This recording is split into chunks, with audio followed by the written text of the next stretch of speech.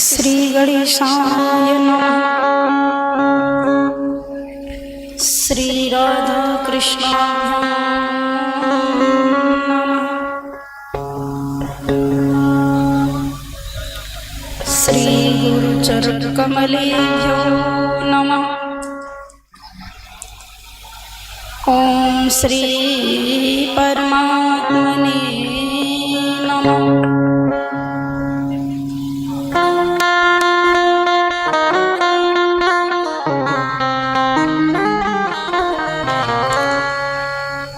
वर्णानामर्धशङ्खानां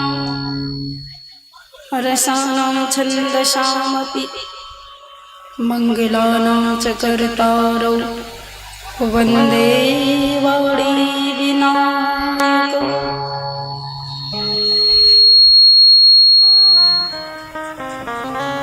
भवानी शङ्करो वन्दे श्रद्धा विश्वासरूपिणौ। याभ्यां विना न पश्यन्ति सिद्धा स्वान्तस्तमीश्वरम्।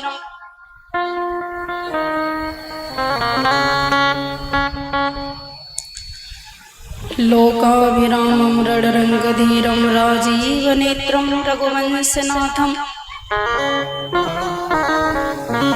कारुण्यरूपं करुणाकरन्तं श्रीरामचन्द्रं शरणं प्रपद्ये।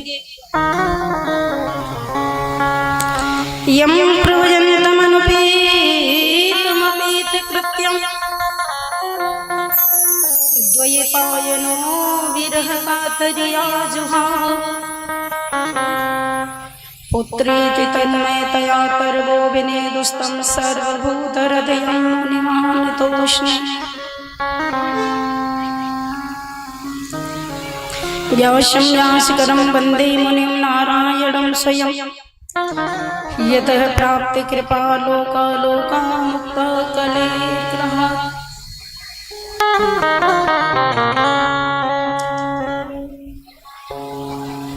कर्पूरगौरं करुणावतारं संसारसारं भुजगेन्द्रहारं सदा वसन्तं हृदयारविन्दे। भवं भवानी सहितं नमामि। जन्माद्यस्यतोऽन्वयादितरतश्चार्थैश्वर्यायसुराटतैने ब्रह्महृदायादिकवे मुह्यन्ति यत् सूर्यः। तेजोवानिमिदं यथा विनिमयो यत्रित्रिसर्गो मृषा। धाम्ना स्वेन सदा निरस्तकुहकं सत्यं परं धीमहि। मनोजवं मारुततुल्यवेगं जितेन्द्रियं बुद्धिमतां वरिष्ठं। वातात्मजं वानरयूथमुख्यं श्रीरामदूतं शरणं प्रपद्ये। कृष्णाय वासुदेवाय हरये परमात्मने प्रणतक्लेशनाशाय गोविन्दाय नमो नमः। लोकाभिरामं रणरङ्गधीरं राजीवनेत्रं रघुवंशनाथं। कारुण्यरूपं करुणाकरन्तं श्रीरामचन्द्रं शरणं प्रपद्ये।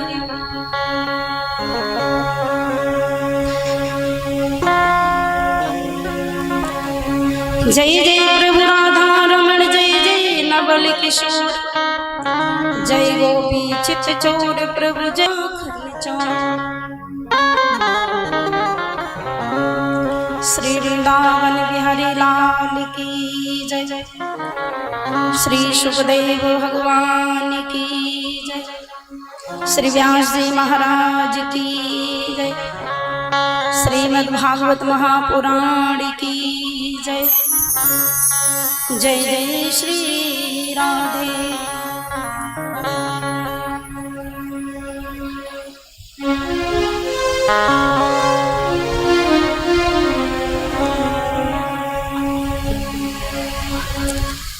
देखिए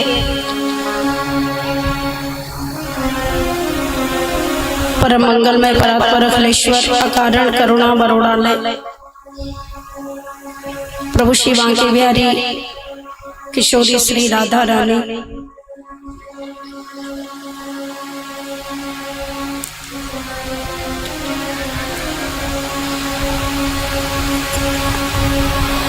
भगवान शिवा के बिहारी जी की असीम कृपा से आप सभी के यहाँ आज श्रीमद् भागवत साप्ताहिक ज्ञान यज्ञ में आज हम लोग द्वितीय दिवस में प्रवेश कर रहे हैं।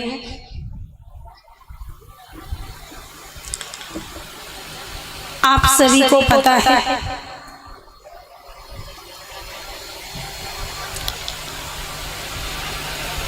कि कल इस कथा का प्रारंभ हुआ है। कलश यात्रा में भी बहुत समय लगा था।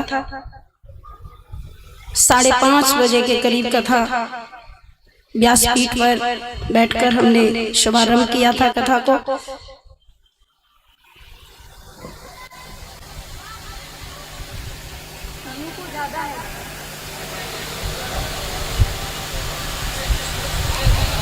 कम करो।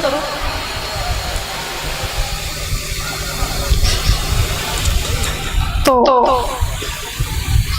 कल 5:30 बजे व्यासपीठ पर हम विराजमान हुए थे। चूंकि कथा को तो शुरू करना ही था, कथा को प्रारंभ किया। अब देखिए 1 बजे से लेकर 5 बजे तक कथा का समय है। आज हम 1 बजे से पहले व्यासपीठ पर आए हैं। तो मेरा सभी श्रोताओं से, सभी अतिथियों से, सभी भगवत प्रेमियों से मेरा निवेदन है, कुछ लोगों की कल शिकायत थी कि गोकर्ण जी धुंधकारी की कथा तो सुनाई नहीं। उसके लिए मैं व्यासपीठ से कहना चाह रही हूँ, कल आप सभी को पता था कि समय तो था ही नहीं, सुनाते कहाँ से। 5:30 बजे कथा प्रारंभ क्यों की गई, उसमें तो आप लोगों की देरी थी, हमारी तो कोई देरी नहीं। हवन भी बहुत देर में हुआ, पूजन भी बहुत देर से हुआ। तो पहले दिन तो ये थोड़ा बहुत चलता ही है। अब 31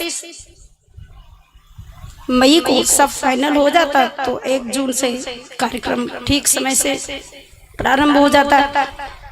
कुछ परेशानियां होती हैं जो नहीं हो पाई।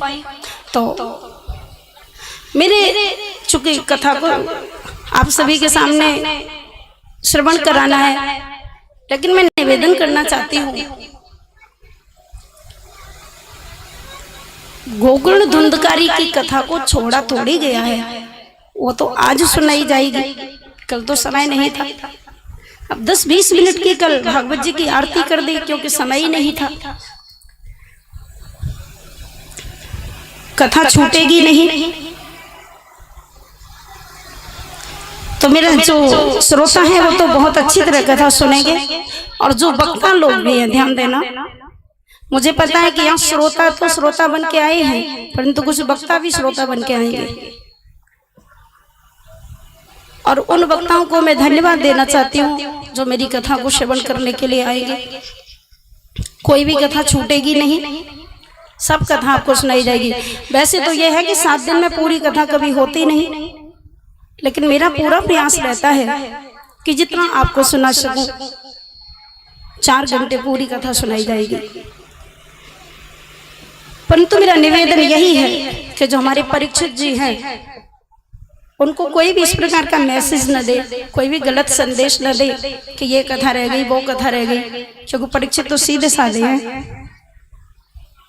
सभी वक्ताओं का मेरे यहाँ स्वागत है, सभी का मैं वंदन करती हूँ। सब और 7 दिन में कितनी कथा सुना सकते हैं। पंडित जी जो बैठते हैं वो पाठ करते हैं। 18,000 श्लोक का जो शुद्ध पाठ हो रहा है हमारे यहाँ, तो यहाँ पर जो कुछ त्रुटि रह जाती है, हम लोग बहुत ज्यादा श्लोक नहीं बोल सकते क्योंकि आप लोगों को सुनाना है, आप लोगों को उसका अनुवाद करके भी बताना है, कुछ गाना भी है, कुछ नचाना भी है, सारे काम करने हैं। उसके बाद भी इन सब के रहते हुए भी मैं प्रयास करती हूँ कि मैं आपको कथा को पूरे तरीके से ढंग से सुनाऊं। यहाँ के लोग तो ज्यादातर नाचना, पर मैं दुनिया वालों की नहीं सुनती। जो मुझे कहना है मैं अपने हिसाब से कहूंगी। तो मेरा वक्ताओं से दोनों हाथ जोड़कर निवेदन है, जो वक्ता लोग हैं, जो ब्राह्मण लोग हैं, मेरे भाई हैं, मुझसे बड़े हैं तो पिता के समान हैं, मैं उन सभी का स्वागत करती हूँ और उन सभी को आमंत्रित करती हूँ वो इस प्रांगण में आकर कथा श्रवण करें प्रेम से, ढंग से, परंतु कोई भी त्रुटि निकालने की कोशिश न करे। कोई ऐसा ना सोचे कि छोटी मोटी बात को लेकर एक बड़ा सा कोई बवंडर बना दिया जाए, क्योंकि ध्यान रखना मेरे अंदर एक कमजोरी है, मैं डरती किसी को नहीं। क्यों? यदि आप कहें तो आज मैं पूरा संगीत बंद करूं, आज आपको 4 घंटे में संस्कृत में ही कथा सुनाऊं, और 4 घंटे नहीं, मैं 7 दिन आपको संस्कृत में ही कथा सुनाऊं। और वैसे भी भागवत कथा तो संस्कृत में ही है, वो तो आप लोगों का मन लगने के लिए समोसा में थोड़ी चटनी लगी होती है तो अच्छा आता है, स्वाद देता है वो, इसीलिए आपको संगीत सुनाना पड़ता है। तो कथा पूरी सुनाई जाएगी और मैं आपको व्यासपीठ से सबको मैं यही निवेदन करती हूँ कि वो कथा आपको सुनाई जाएगी जो आपने अभी तक नहीं सुनी होगी। आपने नाचना गाना बहुत सुना होगा, लेकिन जब मैं 8 तारीख को जाऊंगी या 7 तारीख को शाम के समय जब मेरी विदाई होगी, तब आप बात करना कि आपने क्या कथा सुनी। बहुत कथा सुनी होंगी आपने, परंतु मैं आपको वो कथाएं सुनाएंगी। अरे वेदांतों का सिद्धांत क्या है, और श्रीमद् भागवत कथा जो है ये क्या है? ये कोई किताब नहीं है, कोई पोथी नहीं है। ये गाने बजाने से काम नहीं चलता है, पसीना छूट जाता है वक्ताओं का जब भागवत जी में प्रवेश करते हैं। और इसको वही जानता है जो विद्वान है, जिसने किया है। एग्जाम है, परीक्षा है विद्वानों की। विद्यावतां भागवते परीक्षा श्लोकार्धम श्लोकपादम वा नित्यम भागवत दोदवम पठते श्रुणयादेस्तगो सहस्र फलम लवे। मैं कब कहती हूँ? मैं खुद कहती हूँ, एमे वाष्मी बाग्रे नान्यद यत् सत्सत्तरम पश्चादहं यदि तच्च यो वशिष्येत् सोऽस्म्यहं ऋतीर्थं यत् प्रतीयत न प्रतीयत चात्मनि तद् विद्यादात्मनो माया यथा भाषु यथा तमा यथा महन्त भूतानि भूतेषु च वचस्वनि प्रविष्टानि प्रविष्टान्य तथा तेषु न तेष्वहम्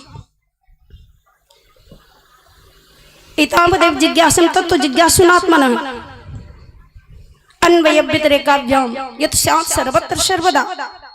18,000 श्लोक हैं, एक एक श्लोक पढ़ना बहुत कठिन पड़ता है। इसलिए मेरा निवेदन है, ये कथा है, ये नौटंकी नहीं है, गाना बजाना नहीं है। पहले गाना बजाना नहीं था, ये अब चला है। सुखदेव भगवान ने जो राजा परीक्षित को कथा सुनाई, वहाँ तबला नहीं था, ऑर्गन नहीं था, चिमटा नहीं था, हारमोनियम नहीं था, कथा थी। पर वो कथा आपको सुनाएंगे तो आप सो जाएंगे, इसलिए सब मुझे साँझ में जोड़ना पड़ता है। बाकी कथा तो कथा है। तो मैं निवेदन करना चाहती हूँ, श्रोता हैं उनका मेरे यहाँ बहुत सम्मान है, और मैं भी कथा सुनाती हूँ, सुनने का भी मुझे बहुत शौक है। मैं जहाँ जाती हूँ बड़े मन से कथा सुनती हूँ, मुझे भी सुनने में अच्छा लगता है। परंतु यदि कोई ये कहना चाहे कि नहीं नहीं ये कथा नहीं सुनाई, तो मैं निवेदन करना चाहती हूँ कि